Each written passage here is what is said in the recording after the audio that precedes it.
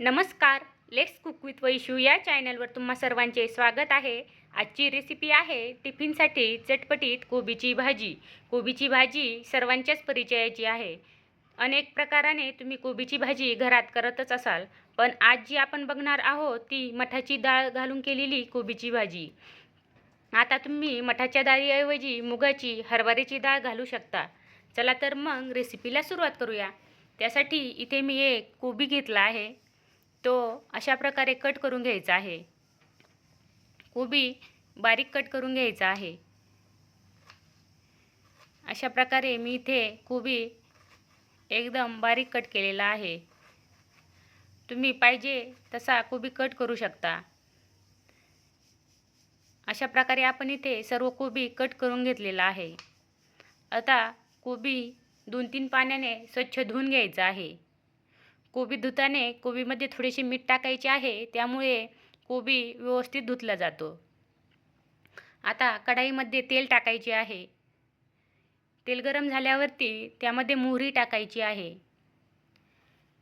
नंतर जिरे टाकायचे आहेत.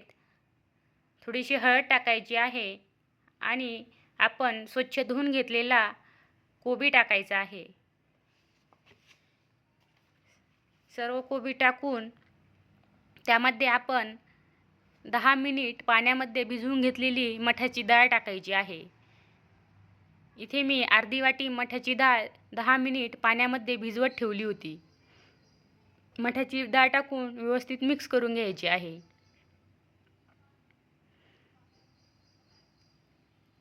व्यवस्थित मिक्स केल्यानंतर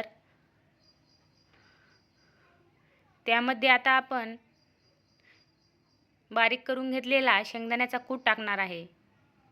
हे बघा, इथे मी शेंगदाण्याचा कूट टाकला आहे. नंतर त्यामध्ये लाल तिखट टाकायचं आहे, गरम मसाला आणि अर्धा चम्मच मीठ टाकायचं आहे. नंतर ते व्यवस्थित मिक्स करून घ्यायचं आहे. व्यवस्थित मिक्स केल्यानंतर 2-3 मिनिट कोबी छान परतून घ्यायचं आहे. इथे आपण मसाले आणि कोबी 2-3 मिनिट छान परतून घेतला आहे. परतल्यानंतर झाकण ठेवायचे आहे आणि 4-5 मिनिट कोबी छान वाफवून घ्यायचा आहे. इथे आपण 4-5 मिनिट लो फ्लेमवरती कोबी छान वाफवून घेतला आहे. हे बघा, आपला कोबी छान शिजला आहे. आता वरून थोडीशी कोथिंबीर टाकायची आहे. ही भाजी थोडीशी करकर चांगली लागते. खूप मऊ शिजल्यावर त्याची चव फारशी लागत नाही. आपली मठाची डाळ घालून केलेली पौष्टिक अशी कोबीची भाजी तयार आहे. अशी भाजी बनवली तर मुलंही आवडीने खातील.